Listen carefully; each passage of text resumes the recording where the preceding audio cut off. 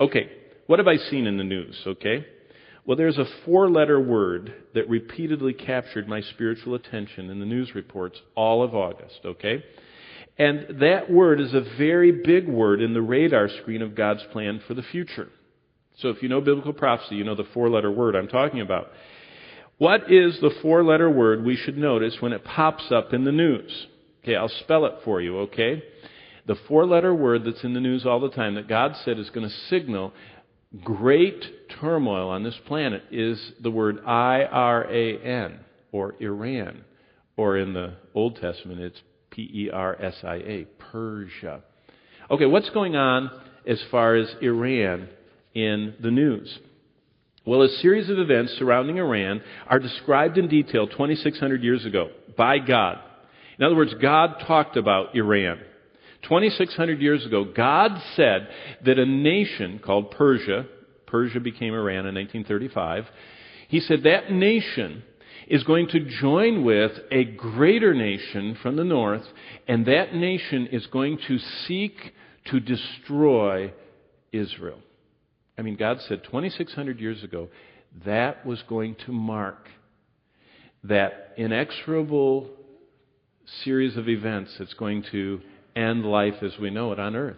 He said, when you see Iran seeking to exterminate, annihilate, or to use the words of their leader, wipe out. That's what he said. I'm going to wipe out Israel.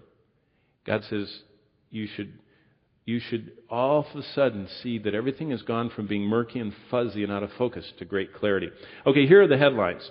Iran threatens to exterminate and annihilate Israel. By the way, that's happened every week since Friday, October 28, 2005. The leader of Iran came to the United Nations in October of 2005 and publicly in front of all the world leaders said that Iran was going to exterminate and wipe out Israel. He said that. He didn't hide it. He declared it. And everyone just sat there.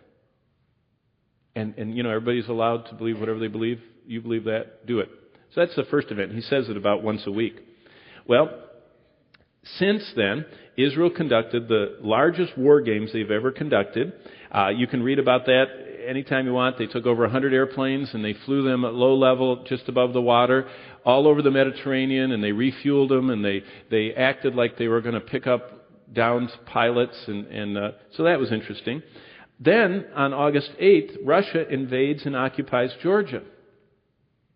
Not Atlanta. Yeah, that shows how myopic we are. But some of you are worried. No. CNN will stay. No, it's over there, that Georgia, that most of us didn't learn about in school. It's a little, one of those over in the Caucasus Mountains. Did you know that doesn't even ring a bell with us until you realize that that's part of a huge end-time scenario? Russia wants to dominate the energy supplies. And America has put a multi-billion-dollar pipeline trying to get energy out of Russia's hands and get it channeled to the Mediterranean to not be with the Russians holding the lever. The American government wanted another supply. Russia cut that off. They invaded. That's not all they cut off. Israel is an ally of Georgia, and Israel had based military operations in Georgia because it's closer to Iran. And Russia, the ally of Iran, invaded and stopped all that just like that. And you've been reading about it. The U.S., here's another one. On August 18th, I'm talking about, this month. On August 18th, for the first time in history, the United States of America agreed to base American troops permanently for the very first time in Israel. Did you all know that we are basing now troops, that we have agreed to have a U.S. military permanent base in Israel? That's the first time in history. And by the way, it's part of the old X-band radar. Syria countered that 2 days or 4 days later on the 22nd, that they said, we will base Russian missiles in Syria. So Syria is going to become not only are they a Russian port, they're moving the Black Sea fleet into the ports of Syria, Russia is. They're also becoming a gigantic missile base for Russia. You say, what does that matter? If you've read the Bible, Ezekiel tells us that Russia is going to march and send their forces upon the mountains of Israel. The northern parts of Israel. What's north of Israel? Syria. It's becoming a base for Russian troops. Just one day later, Israel and Iran ratcheted it up on the 23rd, their rhetoric back and forth. And this is what it said in the Ottawa Citizen. This is the paper of the capital of Canada. What the editor said is, it's becoming increasingly likely Israel will attack Iran's nuclear facilities in the next few months. While much of the recent media commentary revolved around whether or not they can do anything substantial to destroy it, that's not the question. See, it's not whether or not Israel's going to attack. This morning it said in the news, if you read it, yes, they are. It doesn't matter. What matters is, what is Iran going to do about it? Because Iran will not sit idly by, and the Bible has already told us what Iran's going to do. It's just, are they going to do it this week or next year or 10 years or 100 years from now? When are they going to do it? Because when they do it, it's going to signal it's going to trigger a series of events. Now, the man in the Ottawa Citizen isn't a believer, but this is what he called it. He calls it the Armageddon scenario. And what he says is this: if Israel attacks Iran, and they probably will, they're doing everything they can to get ready for it. And if Iran responds in a normal way, which means that they're going to, shoot down as many planes as they can, they're going to get the Hezbollah to send some missiles, and they're going to send some terrorists in to blow a few buses up and kill as many people as possible, then it will just be normal. And it will be what's gone on for decades.